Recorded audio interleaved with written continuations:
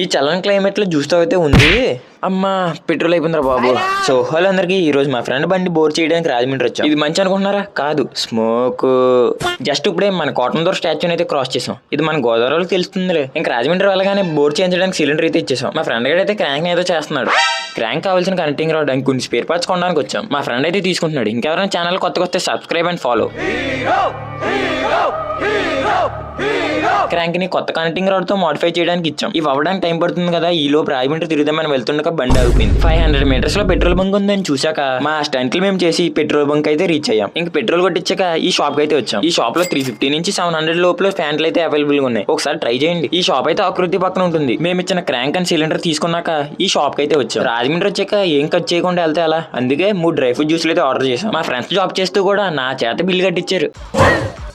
మీ కష్టం పగవాడికి కూడా రాకూడదు గురుగారు.